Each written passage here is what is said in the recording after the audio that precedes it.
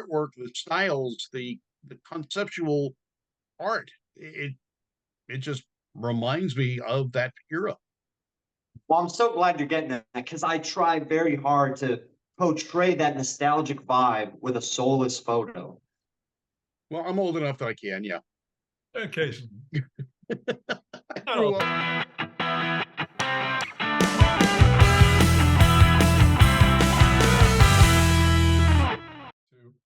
Hey, everybody, welcome to our Two Tired Guys Productions Zoom Studios for a brand new Talking About Cars episode where everybody has a car story. I'm Randy Cardoon, along with the one, the only, you know him, you love him, Hot Rod Von Beck.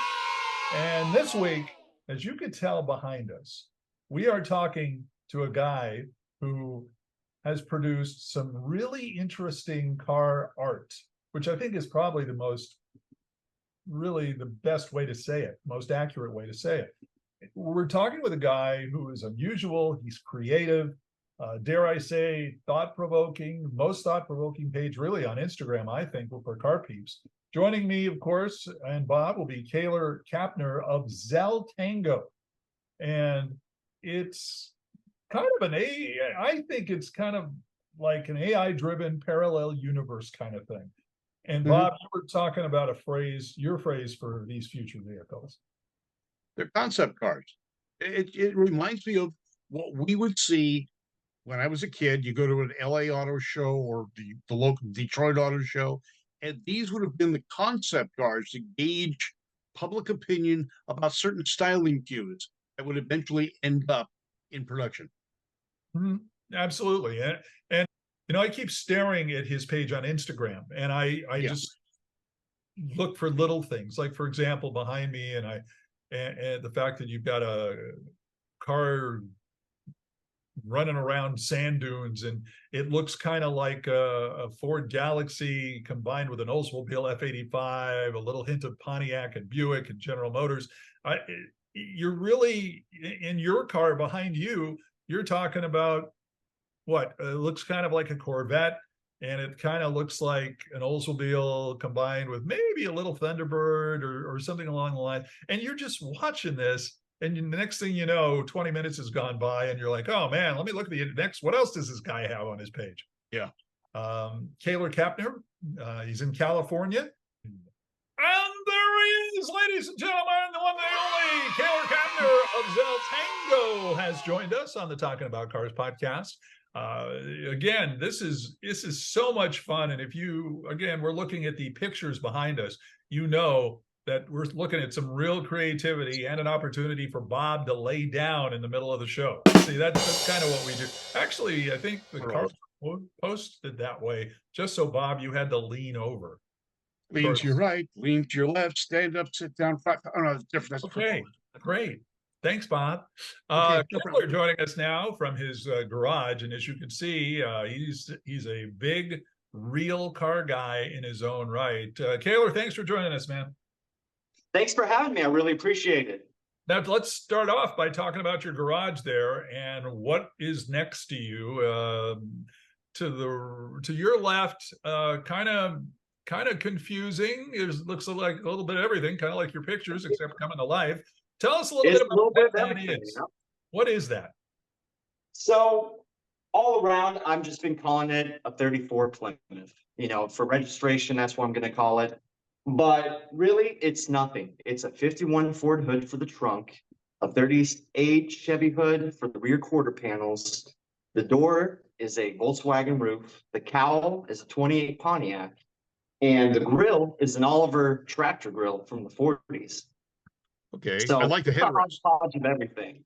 Yeah, I like the headrest though. That's kind of early race Bonneville stuff.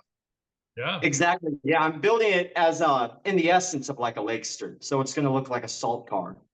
What are you going to use for power? It's got a V6 Buick Oddfire in it, 225. Okay, so an early one. Yeah, an early one. Yeah, and that's made to a T5 5-speed. Okay. See, he talks like he knows what he's talking about. First off, notice he knows cars. It's not just he's an art geek. No, he knows cars. And again, to the other side is what? And then this one here is my dad's 32 Ford. He originally built it to look like a Milner cologne. Okay. And then right around when I got my license, I convinced him, hey, let's paint that firewall white. Let's get some white walls on there. Let's get it pinstriped. Let's really make it old school. So within a weekend, totally changed the car. Wow. Oh, Now, what's it running for power? I believe it's just a small block 350. Okay, built Ford top with a bunch of Chevy stuff. Oh yeah. hey, like he's not the first guy to ever do that. Oh no, Yeah. no, not at all. Exactly. 8th grade, I want to say, is when my dad actually purchased me my first car. It was a 57 Plymouth. And Oh, that car, he got me in 8th grade and he said, if you want to drive in high school, you better get to work it because it didn't run. So over that summer in 8th grade, I got the whole car fixed up, restored it. I put 659 Cadillac taillights running down the back end. So I had some custom stuff, but it was pretty stock for the most part. That's kind of DeSoto-like, if you think about it, putting those Cadillac taillights on the back of the. Yeah, I like that. I'm And visualizing. Yeah. I'm just trying to remember off the top of my head, how old was I in 8th grade? So that would be, well, okay. Yeah, you're getting close to driving age, sort of. How long were you swooning over a car? I mean, I remember my parents had a 56 Pontiac they decided to sell when I want to say, well, it was much earlier than that. And I said, oh man, you gotta please save the car for me. No matter what you buy, I'll save it for me. I want it. And they said, Randy, Fine. you're not even 10. Okay, we're not saving Exactly. it. And I was, oh man, I'll mow the lawn forever. Did you have a moment Right. like that where you told your dad, Yeah. oh, please? Yeah. So as growing up, constantly changing my mind. I want to do this kind of car. I want to build this kind of car. And leading up to when we found that car, I just watched the movie Christine. All right, you two guys first. And so, of course, that car beckoned me. I saw just the double headlights sticking out with tarp in the back of this workspace behind a shop. And I left a note every day after school in that gate, hoping one day the owner would come by to the property and actually open it up and see it. And 3 months straight of doing that every day after school, leaving a note. Finally got a call and my dad surprised me with a car. How cool is that? Now, do you still That's have great. that? Do you still What's have that? that? You still have that car? No, so unfortunately, I'd moved to Texas probably 6 years ago. And when I did, I had to sell all my projects. I sold that Plymouth and it actually went overseas. It's in Dunkirk, France right now. Wow. Really? Wow. Yeah, and luckily I follow the guy on Facebook, so I get to keep tabs on it, see him enjoying it, him and his family. So that's always nice. That's kind of neat. Okay, so you're in Texas now. Well, that was 6 years ago. Probably 2 years ago now, I moved back and I started a powder coating shop with a good friend of mine. Okay, very Oh, good. okay. Well, where's your powder coating shop? In Buellton, California. It's called Premier Powder Coating. Beautiful downtown Buellton. Go there often. Yeah. Oh, great. Yeah, I go to the his trailer show we do at the Flying Flags. Oh, okay, fantastic. Well, you're gonna have to stop by here one of these days then. Tell us a little bit about how you discovered AI, which started to lead to this. Sure. So growing up, Yes. probably in, I don't know, middle school, I was doing paint program, chopping cars, lowering them, mixing body panels together, pixel by pixel. It was terrible. And then my high school teacher, he turned me on to Photoshop, and that was a game changer, a new tool. So I went crazy with that, and I started customizing all these different cars I wanted to build. And then just about last year, it was actually my sister that introduced me to the AI. She was doing like family portraits and stuff of her and her family. And I thought, well, if it can make a human face, it's got to be able to do a car. So from there, I just sat down the computer and just kept going at it, writing out different prompts. So basically what you do is you go to this app or program and you just type in what you want to see and the computer will create it, just like the imagery behind you guys. Well, yeah, for example, again, this vehicle here looks like, and from the body style, it kind of looks like a 6970 Ford Galaxy convertible on very high suspension and wheels. But the front of it kind of is more General Motors-ish. I mean, is that how you do it? Do you decide, okay, I want to make a vehicle and I want a Ford body and a GM front or an Oldsmobile or a Buick front, and I want this, this, and this? Or is it kind of like a little bit of everything and it just comes out this way? Pretty much. So for the most part, I try my best to be vague as I can with the computer because I want to push the computer to actually think. Most of the time, the AI, it's really good at replicating something that's already there. So I enjoy the struggle of forcing the computer to really think of something new. You know, I don't want to go into my exact wordage and give away exactly how I'm creating these cars, but the less you say, the more the computer will do.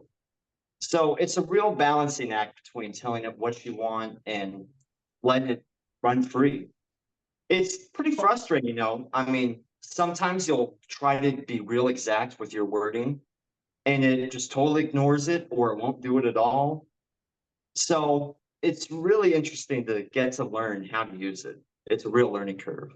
Well, I'm just amazed because when I look at the illustrations, and I don't know, we call them photographs, we call them illustrations. They're smooth. When Randy and I were talking about this the other day, I said, "Well, this looks like concept cars that never actually came to fruition." But I could imagine these at a auto show back in the 60s and the 50s, giving people an Absolutely. idea of what the future was going to be.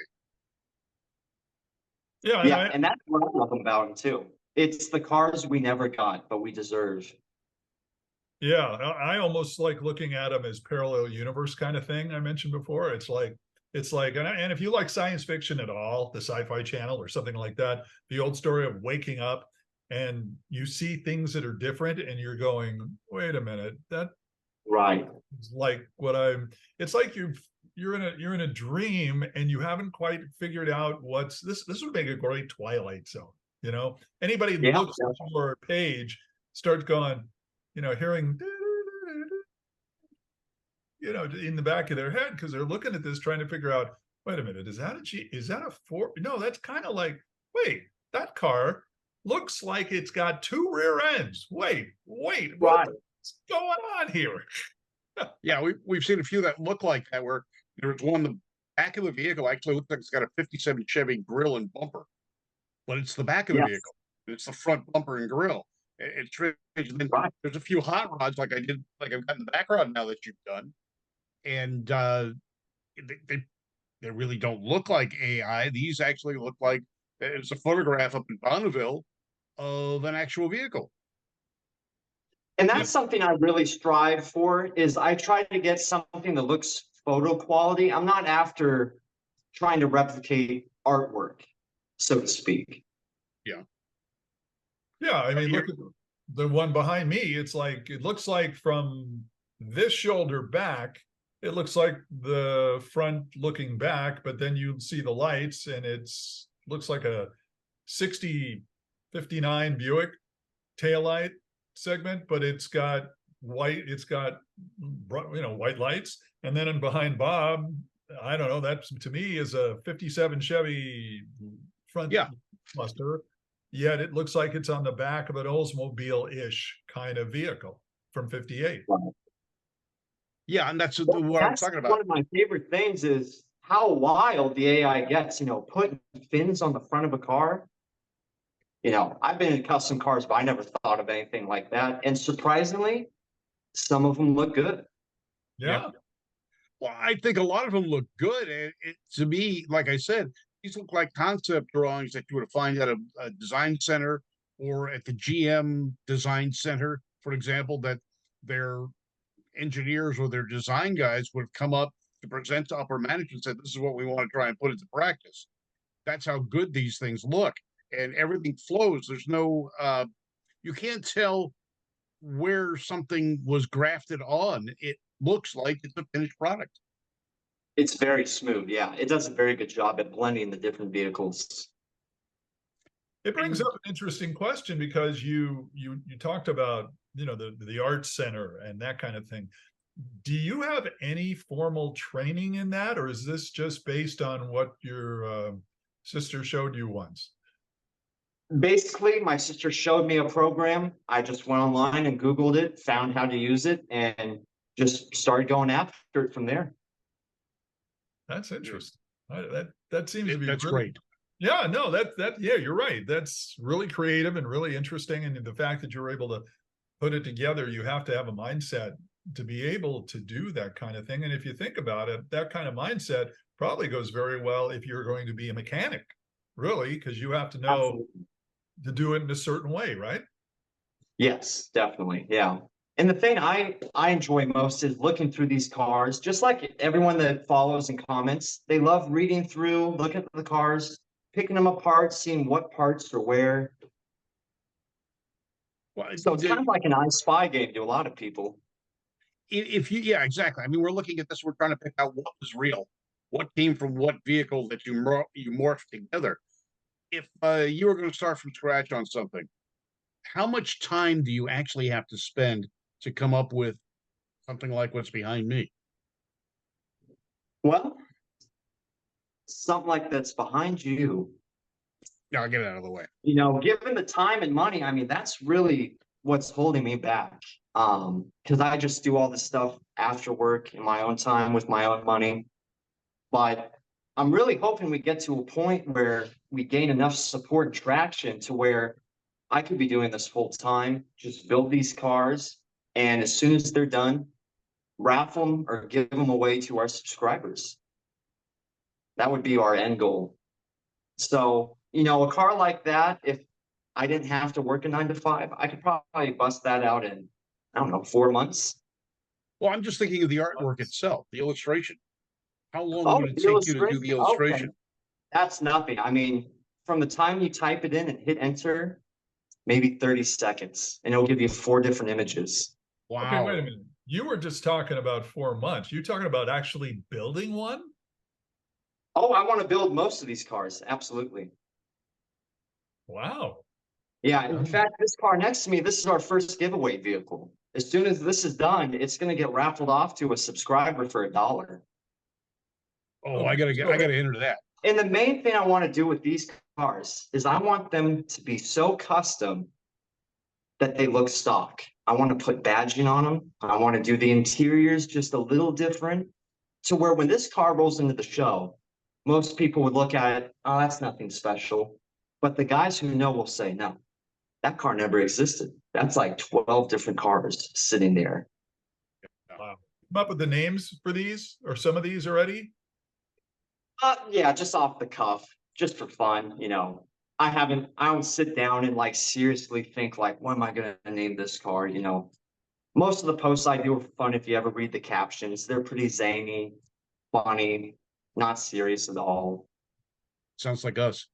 Yeah. That's fun. Yeah, just Except here for a good time. we don't have aliens on our show. That's the thing. He has actual looking alien kids or something like that. That actually was pretty funny. Looking at that, it was part laughter, part, oh, well, that's mildly creepy. Ooh, wow. Right. Yeah, you can do surprisingly a lot with that AI program. Pretty much anything you could think of, you just type it in and it'll give you pretty close representation. I was Okay. looking at a few of them where you had some ladies posing with the vehicles, and they were in front of what looks like 50s vintage homes, Art Deco type homes, with a car that, just like what's behind us, that kind of fits right into that era. Right. Yeah, and there are some times, I'll say, type of car, and then I'll say parked near mid-century home, mid-century city. So there's small things you can do like that to kind of set the scene for the photo. It's great. They don't look, like I said, they don't look chopped up. They look like, like I said, like a rendering I would see at a design center for one of the manufacturers, or even the art center school. Yeah. Yeah, that looks like a lot of work. By the way, what's behind me is a two-door. For the first time I've noticed that. I thought it was automatically a four-door, although that would have been some interesting way to put those wings in a four-door situation. But or should Right. wings out the back. Yeah, that's Probably keeps the car stable at speed. yeah, sure. That's right. Okay. Was there Yeah, any? it's funny. You know, a lot of these cars, they don't have any doors if you look real close. Well, Okay. that would be rough. What about the one Yeah, next? that's the main thing I like to do with the AI is a lot of people will use it as a base or a template, and then they'll Photoshop or mess with the image. Mhm. I'm just posting the image as the computer gives me. So another thing I'm kind of doing is I'm cataloging the progress of AI. If you look way back on my page, it looks nothing like the newer photos that we're putting out. And that's just the AI advancing. Oh, okay. When I first started reading about your stuff here, this is about the time several months ago that SAG-AFTRA went on strike, and they were complaining about AI, and same thing with writers and that kind of thing.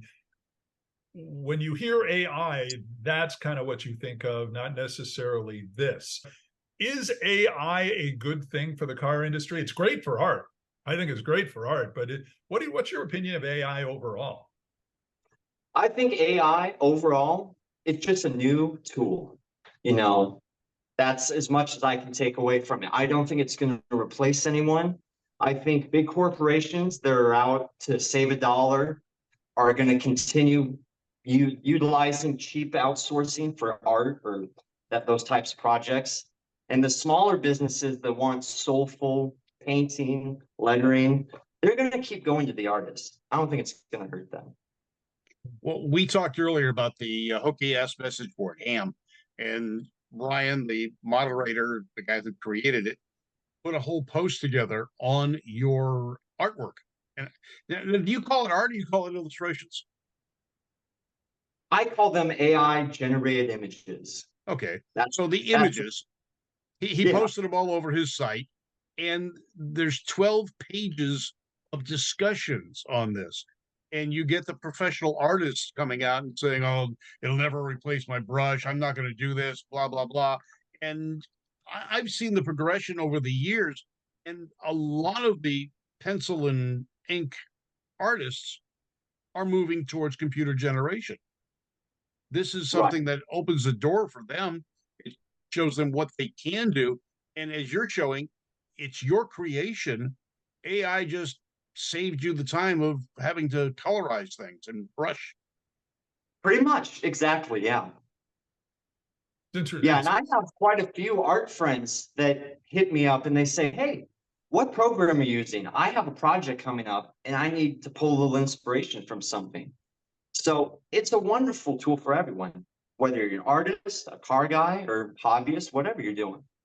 Are you amused about the reaction to what's going on here? Especially, you have a lot of people saying, "Oh, this is terrible! Get off my lawn!" Yada yada yada. Then there are other people who are fascinated by the art and fascinated by what it looks like and the potential for it. I mean, just the give and take. What's your thoughts watching this happen?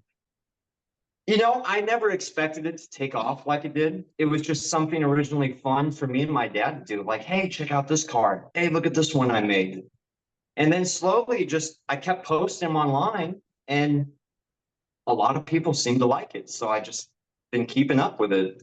Now, as far as negativity, it's probably one negative comment for every 100 positive comments. It's overwhelmingly positive, surprisingly. Well, I think it's what you've done is beautiful. I Yeah. love what you've done. I love the fantasy of it to an extent, but to me, it takes me back to my youth looking at concept illustrations that were being done by manufacturers or others to give you a hint of what was going to happen in the future. I'm waiting for George Jetson to step out of this building behind us right now. Yeah, absolutely. No, and you have all sorts of, you've done cars. I believe to some extent you've done some motorcycles too. And also, not necessarily, I mean, although the 50s era, 50s, 60s era that we see here, is probably the most standout part of it. You've done other cars that, let's say, cars from like the Lincoln Zephyrs of the early 40s and all these fastback vehicles and all that, where it isn't as obvious as to what's going on here, but you can see if you really look at it, there's all sorts of different stuff. Are there other places you could take this, like houses? Like, what other objects would this work for? Pretty much anything. Yeah. I mean, it doesn't just have to be cars you're creating images for. You can do it for floor plans, architectural stuff, landscaping, literally anything you can imagine, the computer can show you it. And so I went on Ham, and the photos that I took came off the Ham page, or Facebook, I forget which. There seems to be a focus from you, in this case, on late 50s, early 60s Art Deco. Where's your focus? What era are you more likely to try and design something for? Late 50s. I love the big fin cars. Mm-hmm. That would be my bread and butter. If I can make big fin cars, fins off the front, low roof lines, big white walls, full fender, thick body paneled cars. Those So are the personally my American favorite. Dream stuff. Exactly. Yeah. Yeah. Which And like I said, that's what this AI that you've done reminds me of. It is typical late 50s, early 60s, more late 50s, but the artwork, the styles, the conceptual art, it just reminds me of that era. Well, I'm so glad you're getting that, because I try very hard to portray that nostalgic vibe with a soulless photo. Well, I'm old enough that I can, yeah. occasionally. I grew up in that era, so yeah. That's it. Yeah. Okay. A So lot of times you're just going to see weird artifacts in like people's faces, maybe an extra finger on a hand, stuff like that. Just odd small ball or oddball stuff like that. any of your cars be a TV car? Bob mentioned that Batmobile. I mean, I don't know how many vehicles are out there right now, like a kit or something like that, but I would imagine some of the stuff you've done could serve to be real interesting TV or movie cars. I mean, it'd be a fantastic opportunity if there was some film crew that was interested in that. I would totally supply him with a car. Very good. Well, Your Bob, computer's got a hell of an imagination, I can tell you that. Don't it? I think it's very interesting. That's one of the reasons I started this, because I think it's just cool that a computer can think of that. It looks like it's a great like hobby or pastime to instead of watching television at night, you're creating things that are just cool. mm-hmm. Yeah, it's a lot of fun. And if what is it? Stellantis decides to come out with a new Dodge Charger that looks something like this. I think Schwarzenegger may have been right. That's about that time when it takes over the world. I'm just saying, watch. Good chance, you never know. Watch this space. Yeah, I can just see you showing up at West Coast Customs with something like this. Oh man, I cannot wait. Yeah, I'm hoping one of these days I can just roll in with like 3 of these cars and just steal the whole show. Yeah. Well, SEMA yeah. with this. Are you kidding? SEMA would be ideal, but I could see Penny dropping her jaw as you drive into West Coast Customs with something like this and going, oh, definitely. And they'd want to know, wait a minute, how do we make one of these? Oh, how do we make it? Let's put this on. The fact that if you decide to start doing some of these and you're able to do some, I mean, we've all seen Chip Foose, we've all seen Dave Kendig, and they all do their own takes on vehicles, but nobody's doing anything like this. No. And as we all know, at least from watching TV shows, the more unique it is, the more you don't see it out there. I think there's more interest in it. And I've, from what I've seen and read among the reaction to your stuff, I mean, people are just, part of them don't know what to do, but the other part is they're just fascinated by it because they look at this and they could see all sorts of different things and it just mesmerizes them. I think that's something you have going for you that I don't think anybody else has. Yeah, it's Now, very unique to see such a new technology used to recreate something so nostalgic. what would be all right? Now you're making nostalgic stuff. We've already established that late 50s is your focus. Have you tried, say, something more futuristic, like a later model? Taking, say, or even taking a European sports car design type as a base and expanding it from there. Kind of done something like that. You know, I haven't done too much with the newer cars. The newest car I will say is like 75. I try to keep everything pre-75. Okay, well, yeah, like the picture that Randy first had up. Right. Exactly. Yeah. Yeah, Yeah, but he's I also think had low slung race car looking things, looking Ferrari looking stuff, or even though it probably isn't Ferrari, but you had low slung vehicles with certainly more chrome than you're going to see in the future. But Yeah. you do have that kind of look. You do have some of the vehicles that have that kind of look, and that's just wild to look at as well. Yeah. You know, it's all for fun. And I'm just so glad there's so many other people out there that gets to enjoy it too. Very good. Very good. Well, Kaylor, we appreciate your time. We appreciate you going through this. And again, the people who have been your fans love this. How do they reach out to you if they wanted to talk to you or respond to you or support you? What do people have to do? Yeah. So anyone can go on Instagram. They're more than welcome to send me a direct message if they'd like to get in contact with me. If you'd like to support the page and these cars to see them actually built in reality, all you gotta do is subscribe. It's $1 a month. And are you doing videos with these car builds, or? I plan to. If I can get into this full time, that's all I'm doing is filming myself building these cars and putting it online for people to watch. Okay, very good. Very good. Well, hopefully some producer with a lot of money will see this and say, hey, build this, Wow, very cool. We got a guy that's got a gardener that's been funding a lot of cars. We'll see what we can do with you. Right. Yeah. If you're a producer out there, I'm your guy. I'll build your cars. There he goes. He's ready to go right there. Kaylor That's Kapner. right. Kaylor Kapner, thanks so much for joining us. Don't forget, everybody, follow us on social media, on Facebook, on Twitter, on Instagram. And again, thanks to our guest, Kaylor Kapner of Zeltango. By the way, where did Zeltango come from? Where did the You know what? I really just pulled that one out of thin air. Okay, that. I was just wondering where that just sounded like something. Well, my mother's third cousin's middle name was Zell, and okay. No, Zel- all right. Well, there you go, Zeltango. You have to check it out again, and also his other website, or at least his other page, badfaber.com. So check that out. Right? Badfabber. Yes. Bad Fabric. Faber, excuse me. That's all the presentation. So check that out, see what's going on. Again, until next week, that's Bob in California. That is Kaylor, also in California, very close to the pea soup capital of the world, ladies and gentlemen. And I'm, of course, here in Washington State, our Two Tired Guys studios. Until next time, having fun, talking about cars. We'll see you later, everybody.